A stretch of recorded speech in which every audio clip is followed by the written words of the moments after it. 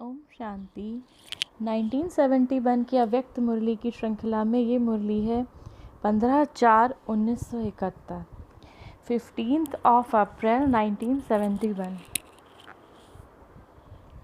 इस मुरली का शीर्षक है त्रिमूर्ति बाप के बच्चों का त्रिमूर्ति कर्तव्य।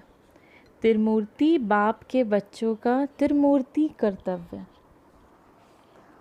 आज बाप दादा बच्चों से कहते हैं, त्रिमूर्ति बाप के बच्चे आप सभी भी त्रिमूर्ति हो।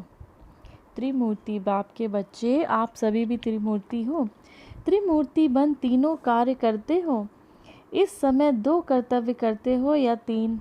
बाप दादा बच्चों से पूछते हैं, इस समय 2 कर्तव्य करते हो या 3? कौन सा कर्तव्य करते हो? बस तीनों ही कर्तव्य साथ साथ करते हो।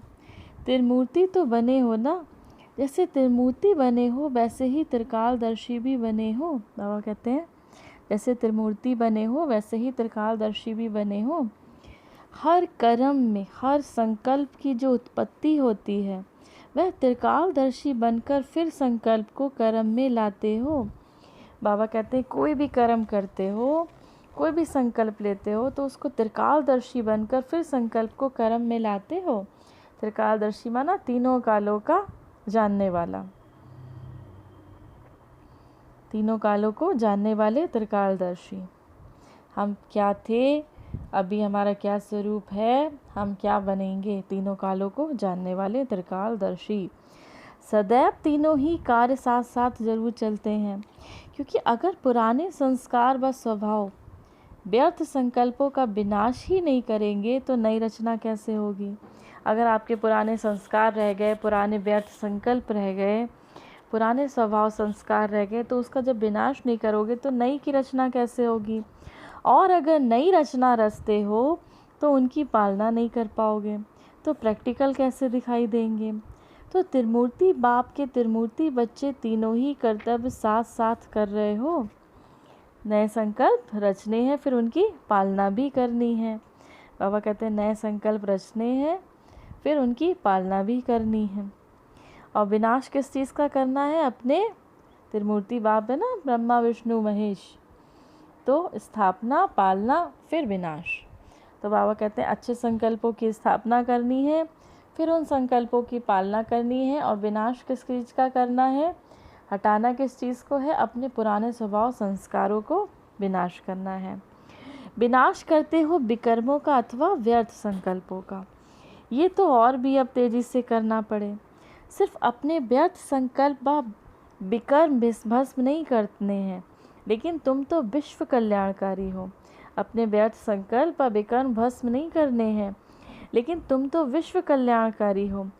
इसीलिए सारे विश्व के विकर्मों को बोझा हल्का करना, अनेक आत्माओं के व्यर्थ संकल्पों को मिटाना, ये शक्तियों का कर्तव्य है। तुम्हें सिर्फ अपने ही विकर्म भस्म नहीं करने, बाबा ने कहा अपने ही विकर्म हल्के नहीं करने हैं। तुम विश्व कल्याणकारी बच्चे हो, विश्व कल्याणकारी के बच्चे हो। तुम्हें क्या करना है? सभी के व्यर्थ संकल्पों को, विकर्मों को भस्म करना है। पूरे विश्व के, सारे विश्व की जिम्मेदारी बाबा हम बच्चों को दे रहे हैं। ये शक्तियों का कर्तव्य है। तो वर्तमान समय यही विनाश का कर्तव्य और साथ साथ नए शुद्ध संकल्पों की स्थापना का कर्तव्य, दोनों ही फुल फोर्स में चलना है। जैसे कोई बहुत तेज मशीनरी होती है तो 1 सेकंड में उस वस्तु का रूप, रंग, गुण, कर्तव्य आदि सब बदल जाता है।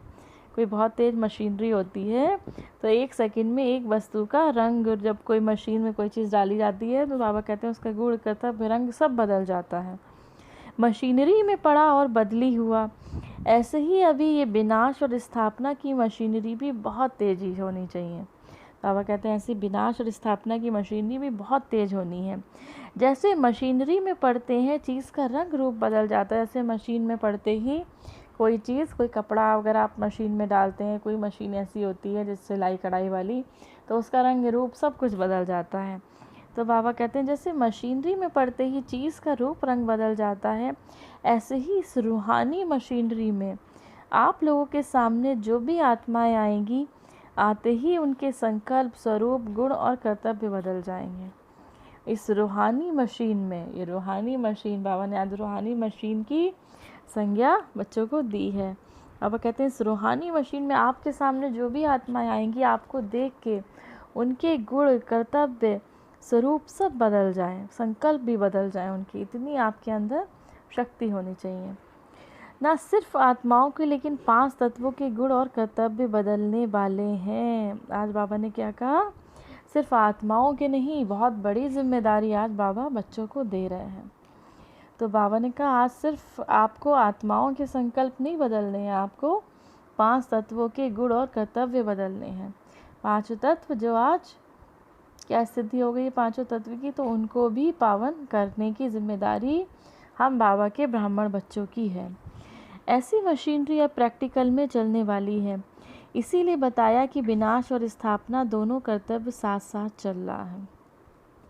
अभी और ही तेजी से चलने वाला है। जैसे महादानियों के पास सदैव भिखारियों की भीड़ लगी रहती है, वैसे आप सभी के पास भी भिखारियों की भीड़ लगने वाली है। जैसे महादानी होते हैं ना, दान करते हैं, उनके पास भिखारियों की लाइन लग जाती है, वैसे ही बाबा की भविष्यवाणी कब से 71 से चल रही है कि आप सबके पास भी भिखारियों की भीड़ लगने वाली है। थोड़े समय के लिए बाबा ने कहा एक बूंद के प्यासे होंगे। आपके पास प्रदर्शनी में जब भीड़ होती है तो फिर क्या करते हो कि उस सिस्टम में शॉर्ट में संदेश देते हो, रचना की नॉलेज नहीं दे सकते हो, सिर्फ रचिता बाप का परिचय और संदेश दे सकते हो। ऐसे ही जब भिखारियों की भीड़ होगी तो सिर्फ यही संदेश दे सकेंगे, क्या दे पाएंगे, बाबा आया है, बाबा आया है। लेकिन वह एक सेकंड का संदेश पावरफुल होता है, जो वह संदेश उन आत्माओं के संस्कार के रूप में समा जाता है। सर्वधर्म की आत्माएं भी ये भीख मांगने के लिए आएंगी। कहते हैं ना, क्राइस्ट भी बैगर रूप में है, तो धर्म पिताएं भी आप लोगों के सामने बैगर रूप में आएंगे। उनको क्या भिक्षा देंगे, यही संदेश। ऐसा पावरफुल संदेश होगा जो संदेश के पावरफुल संस्कारों से धर्म स्थापन करने के निमित्त बनेंगे। जो ऐसा पावरफुल संदेश होगा, बाबा ने कहा ऐसा पावरफुल संदेश आप देंगे, थोड़े ही समय के लिए दे पाएंगे, क्योंकि इतनी भीड़ होगी आपके पास, इतनी भीड़ आएगी थोड़े समय के लिए, लेकिन वो संदेश इतना पावरफुल होगा कि धर्म स्थापन के निमित्त बनेंगे। वह संस्कार अविनाशी बन जाएंगे, क्योंकि आप लोगों के भी अंतिम संपूर्ण स्टेज के समय अविनाशी संस्कार होते हैं। अभी संस्कार अविनाशी बना रहे हो, बाबा कहते हैं अभी अंतिम संपूर्ण स्टेज के अविनाशी संस्कार होते हैं। अभी क्या कर रहे हो, संस्कार अविनाशी बना रहे हो। इसीलिए अब जिन्हों को संदेश देते हो, मेहनत करते हो, अभी वह सदा काल के लिए नहीं रहता है, कुछ समय रहता है फिर ढीले हो जाते हैं। अभी जो संदेश देते हो, मेहनत करते हो, बाबा कहते हैं वो सदा काल के लिए नहीं रहता है, कुछ समय रहता है फिर ढीले हो जाते हैं, लेकिन अंत के समय आप लोगों के संस्कार ही अविनाशी हो जाते हैं। तो अविनाशी संस्कारों की शक्ति होने के कारण उन्हों को भी ऐसी शिक्षा व संदेश देते हो जो उनके संस्कार अविनाशी बन जाते हैं। तो अभी पुरुषार्थ क्या करना पड़े, संस्कारों को पलटना तो है, लेकिन अविनाशी की छाप लगाओ। जैसे गवर्नमेंट की मुहर लगती है ना, सील करते हैं, जो कोई खोल नहीं सकता, ऐसी सील लगवाओ, माया आधा कल्प के लिए फिर खोल ही न सके। तो बाबा ने कहा संस्कारों को पलटना है, लेकिन संस्कारों को पलटने की अविनाशी छाप लगाओ। बाबा ने कहा जो माया आधे कल्प तक ना खोल पाए उसको, ऐसी सील लगाओ कि आधे कल्प तक माया खोल ना सके। तो अविनाशी संस्कार बनाने का तीव्र पुरुषार्थ करना है। ये तब होगा जब मास्टर त्रिकालदर्शी बन संकल्प को कर्म में लाएंगे। जो भी संकल्प उत्पन्न होता है, संकल्प को चेक करो। मास्टर त्रिकालदर्शी की स्टेज पर हूँ, संकल्प को चेक करो, मैं मास्टर त्रिकालदर्शी की स्टेज पर हूँ। अगर उस स्टेज पर स्थित होकर कर्म करेंगे तो कोई भी कर्म व्यर्थ नहीं होगा। विकर्म की तो बात ही नहीं है, अभी विकर्म के खाते से ऊपर आ गए हो। विकल्प की भी बात तो खत्म, विकर्म भी खत्म। अभी विकर्म के खाते से ऊपर आ गए हो, विकल्प भी खत्म तो विकर्म भी खत्म। अभी है व्यर्थ कर्म और व्यर्थ संकल्प की बात। इन व्यर्थ को बदलकर समर्थ संकल्प और समर्थ कार्य करना है। इसको कहते हैं संपूर्ण स्टेज। तो अब महादानी बने हो, बाबा पूछते हैं अब महादानी बने हो, कितने प्रकार के दान करती हो? डबल दानी व ट्रिपल, ट्रिपल से भी ज़्यादा हो। बाबा ने कहा डबल दानी या ट्रिपल, ट्रिपल से भी ज़्यादा हो। मुख्य 3 दान बताएं। ज्ञान का भी दान करते हो, योग द्वारा शक्तियों का दान भी कर रहे हो। तीसरा दान है कर्म द्वारा गुणों का ज्ञान। तो एक है मनसा का दान, दूसरा है वाचा का दान, तीसरा कर्म द्वारा दान। मनसा द्वारा सर्वशक्तियों का दान करते हो, वाणी द्वारा ज्ञान का दान करते हो, कर्म द्वारा सर्व गुणों का दान करो। तो सदैव जो दिन आरंभ होता है उसमें पहले ये प्लान बनाओ, आज के दिन ये तीनों दान किस किस रूप से करना है। फिर दिन समाप्त होने के बाद चेक करो हम महादानी बने। बाबा ने कहा तीनों से, मनसा से, वाचा से, कर्मणा से, तीनों से दान करना है। तो बाबा ने कहा जब दिन समाप्त हो तो चेक करो हम महादानी बने, तीनों ही प्रकार का दान किया। क्योंकि तीनों प्रकार के दान की अपनी अपनी प्रारब्ध व प्राप्ति है। जैसे भक्ति मार्ग में जो जो जिस प्रकार का दान करता है उसी प्रकार की प्राप्ति होती है, ऐसे ही इस महान जीवन में जितना और जैसा दान करता है उतना वैसा ही भविष्य बनता है। न सिर्फ भविष्य लेकिन प्रत्यक्ष फल भी मिलता है। अगर कोई वाणी व कर्म दान नहीं करते, सिर्फ मनसा दान करते हैं तो उनको प्रत्यक्ष फल और मिलता है। अभी आप लोग सिर्फ कर्म फिलॉसफी को अच्छी रीति जान गए हो। तीनों दान की प्राप्ति अपनी अपनी है। जो तीनों ही दान करते हैं उनको तीनों ही फल प्रत्यक्ष रूप में मिलते हैं। आप कर्मों की गति को जानते हो ना। बताओ मनसा दान का प्रत्यक्ष फल क्या है? बाबा कहते हैं आप कर्मों की गति को जानते हो ना, बताओ मनसा दान का प्रत्यक्ष फल क्या है? मनसा महादानी बनने वाले को प्रत्यक्ष फल यही प्राप्त होता है। एक तो वह अपनी मनसा अर्थात संकल्पों के ऊपर सेकंड में विजयी बनता है। एक तो वह अपने मनसा अर्थात अपने संकल्पों पे सेकंड में विजयी बनता है। व्यर्थ संकल्प चल रहे हैं तो उस पर सेकंड में ब्रेक लगता है, अर्थात संकल्प के ऊपर विजयी बनने की शक्ति प्राप्त होती है।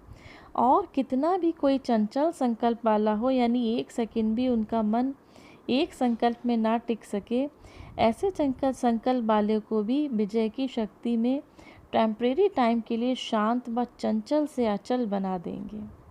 जैसे कोई दुख में तड़पते हुए इंजेक्शन द्वारा बेहोश कर देते हैं, उनके दुख की चंचलता खत्म हो जाती है। ऐसे ही मनसा द्वारा महादानी बनने वाला जो मनसा द्वारा मन से अपनी शक्ति मतदान करता है, बाबा उसकी बात कर रहे हैं, बता रहे हैं बाबा, मनसा द्वारा महादानी बनने वाला अपनी दृष्टि, वृत्ति और स्मृति की शक्ति से ऐसे ही उनकी शांति का अनुभव बना सकते हैं, लेकिन टेम्परेरी टाइम के लिए, क्योंकि उनका अपना पुरुषार्थ नहीं होता है। लेकिन महादानी की शक्ति के प्रभाव से थोड़े समय के लिए वह अनुभव कर सकता है। तो जो मनसा के महादानी होंगे उनके संकल्प इतनी शक्ति होती है, जो संकल्प किया उसकी सिद्धि मिली। जो मनसा के महादानी होते हैं उनकी इतनी शक्ति होती है, जो संकल्प किया उसकी सिद्धि मिली। तो मनसा महादानी संकल्पों की सिद्धि को प्राप्त करने वाला बन जाता है। जहाँ संकल्प को चाहे वहाँ संकल्पों को टिका सकते हैं। संकल्प के वश नहीं होंगे, लेकिन संकल्प उनके वश होता है। बाबा कहते हैं संकल्प के वश वो नहीं होंगे, संकल्प उनके वश में होता है। जो संकल्पों की रचना रचे वह रच सकता है। जैसे भी संकल्प चाहे वो उन संकल्पों की रचना रच सकता है। जब संकल्प को विनाश करना चाहे तो विनाश भी कर सकते हैं। तो ऐसे महादानी में संकल्पों के रचने, संकल्पों के विनाश करने और संकल्पों की पालना करने की तीनों की ही शक्ति होती है। तो ये मनसा का महादान। ऐसे ही समझो मास्टर सर्वशक्तिमान का प्रत्यक्ष स्वरूप दिखाई देता है। बाबा कहते हैं ऐसे ही समझो मास्टर सर्वशक्तिमान का प्रत्यक्ष रूप दिखाई देता है। समझा? वह हो गया मास्टर सर्वशक्तिमान। जो वाचा के महादानी है, बाबा ने मनसा का बताया, तो वो मास्टर सर्वशक्तिमान। तो बाबा ने कहा जो वाचा के दानी है उनको क्या मिलता है? वो है मास्टर नॉलेजफुल। उनको एक एक शब्द की बहुत वैल्यू होती है, उनके एक एक शब्द की बहुत वैल्यू होती है। बाबा कहते हैं वह है मास्टर नॉलेजफुल। उनके एक एक शब्द की बहुत वैल्यू होती है। एक रत्न की वैल्यू अनेक रत्नों से अधिक होती है। वाचा द्वारा तुम रत्नों का दान करते हो ना, तो जो ज्ञान रत्नों का दान करते हैं उनका एक एक रत्न इतना वैल्यूएबल हो जाता है, जो उनके एक एक वचन सुनने के लिए अनेक आत्माएं प्यासी होती हैं। बाबा ने कहा जो वाचा द्वारा दान करते हैं, वाचा द्वारा जो ज्ञान का दान करते हैं, उनका एक एक रत्न, एक एक जो वर्ड है, एक एक शब्द है, वो इतना वैल्यूएबल हो जाता है कि अनेक आत्माएं प्यासी होती हैं उनके एक एक वचन सुनने के लिए। हमारी दादियाँ जब बोलती थी तो कितना खुशी होती थी, कितना अच्छा लगता था दादियाँ बोलती रहें और हम सुनते रहें, क्योंकि उनका एक एक रतन, एक एक शब्द इतना वैल्यूएबल बन गया था। अनेक प्यासी आत्माओं की प्यास बुझाने वाला एक वचन बन जाता है। क्या कहती थी दादी जान की? मैं कौन? आत्मा। मेरा कौन?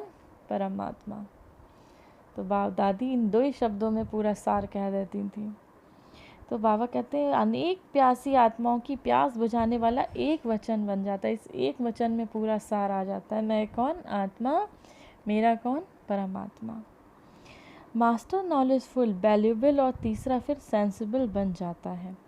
उनके एक एक शब्द में सेंस भरा हुआ होता है। सेंस अर्थात सार के बिना कोई शब्द नहीं होता। जब कोई सेंस से शब्द बोलता है तो कहते हैं ना बहुत सेंसिबल है। बाबा कहते हैं जब कोई सारफुल, माना कोई उसमें शब्दों में जब कुछ ज्ञान छुपा होता है, तो वो सार युक्त जब वचन बोलता है तो क्या कहते हैं? सेंसिबल है। सेंस छुपा होता है तो कहते हैं कितना सेंसिबल है।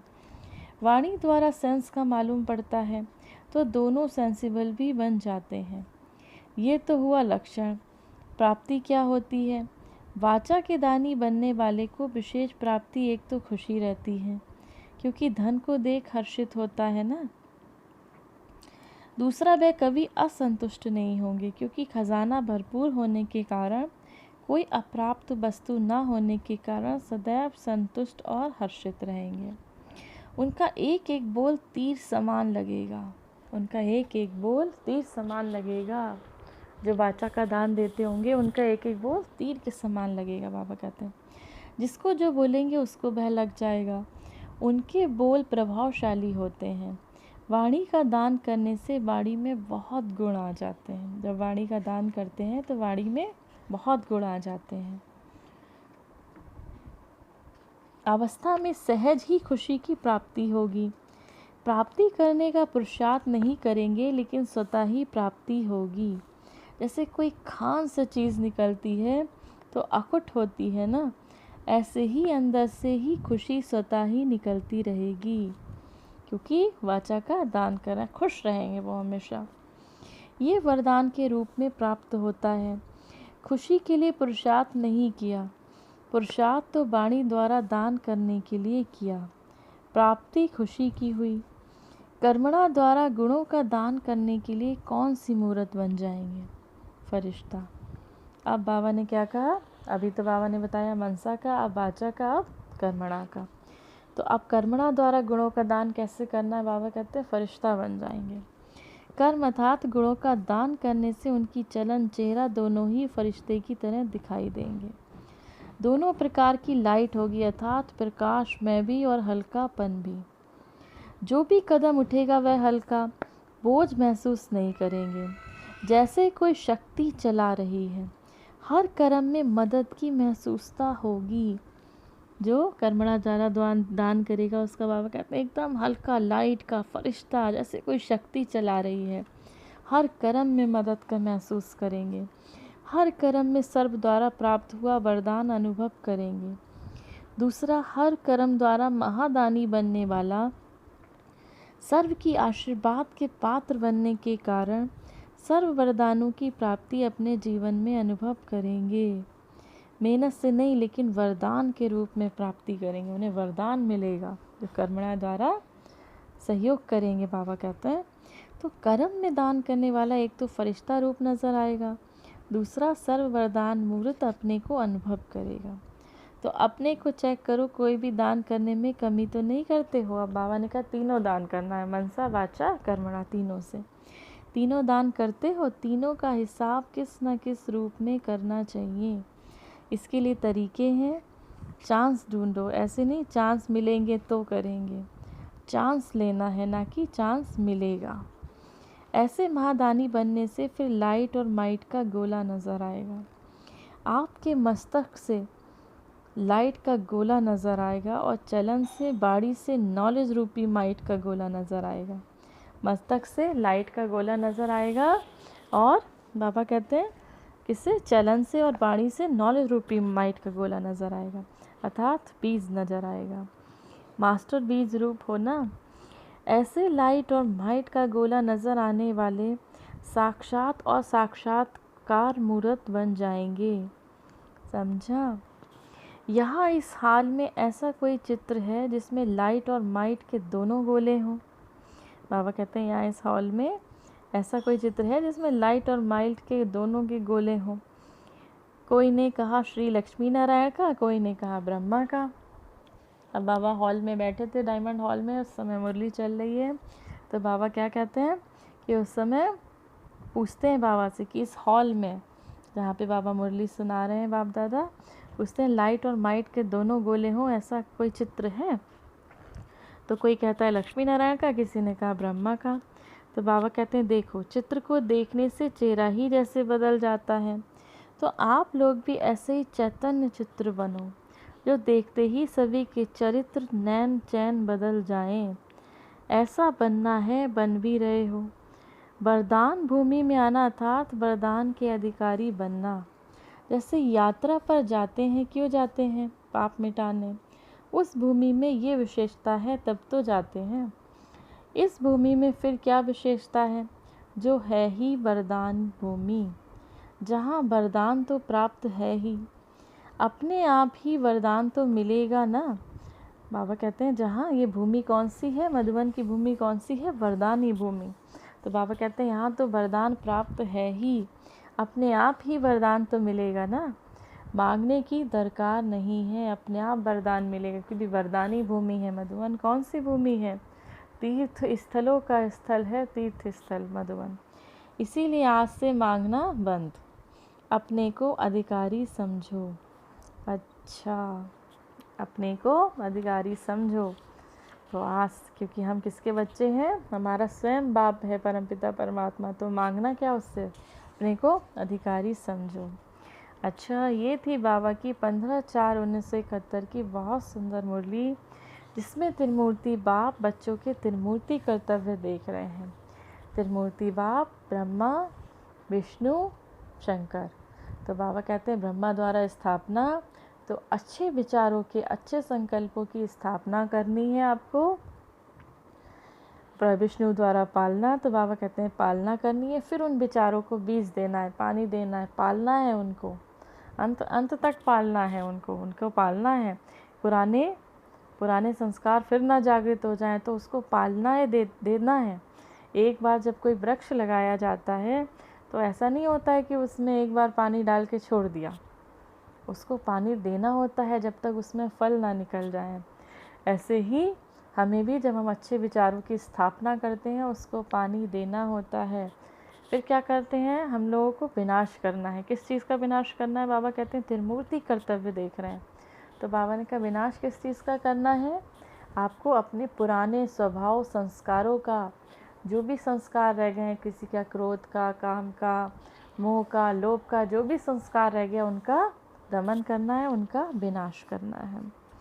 अब बाबा बताते हैं कि दान करना है। 3 तरह का बाबा ने दान इसमें बहुत सुंदर तरीके से समझाया है, मनसा से, वाचा से, कर्मणा से। तो बाबा कहते हैं मनसा से दान कैसे करते हो? जब मनसा से दान उसके बाबा ने फल भी बताए हैं, प्रत्यक्ष फल भी बताए बाबा ने कहा, हर एक अपना अपना। जैसे बाबा कहते हैं जैसे महादानी होते हैं ना, वो दान देते हैं तो उनके पास लाइन लग जाती है, ऐसे ही आपको भी दान देना है, मनसा से भी, वाचा से भी और कर्मणा से भी।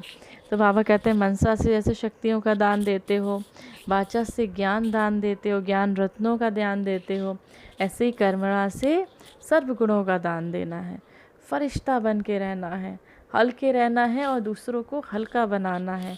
स्वयं संतुष्ट रहना है, दूसरों को भी संतुष्ट बनाना है। उससे आपको क्या क्या प्राप्ति होती है बाबा, उसको भी इस मुरली में पूरी तरह से समझा रहे हैं। लास्ट में बाबा कहते हैं बच्चों को कुछ भी मांगना नहीं है, अपने को अधिकारी समझो। अपने को क्या समझो? अधिकारी समझो। ये थी 15/4/1971 की बाबा की बहुत सुंदर मुरली। आप सभी बाबा के बच्चों को बाबा की तरफ से याद, प्यार और नमस्ते। मेरे मीठे मीठे प्यारे प्यारे बाप दादा को हम सभी बच्चों की तरफ से याद, प्यार और नमस्ते। ओम शांति। आप सभी ये बाबा की अव्यक्त मुरली जो कि 1100 हैं, इन सभी का हम एक बार रिवीजन करेंगे, पढ़ेंगे, और आप इन मुरलियों को शेयर करिए ताकि जिन हम लोगों ने 69 से मुरलियाँ नहीं सुनी हैं और हम इस चैनल के माध्यम से सीक्वेंस में आपको मुरली लेके चल रहे हैं। 69, फिर 70, 71, 72, ऐसे करके जब तक कि बाबा की अव्यक्त मुरली चली हैं पूरा लाइन से हम इसको सुनेंगे। तो आप शेयर करिए, बाबा के हर बच्चे तक ये मुरलियाँ पहुँच जाएं। ओम शांति, ओम शांति, ओम शांति।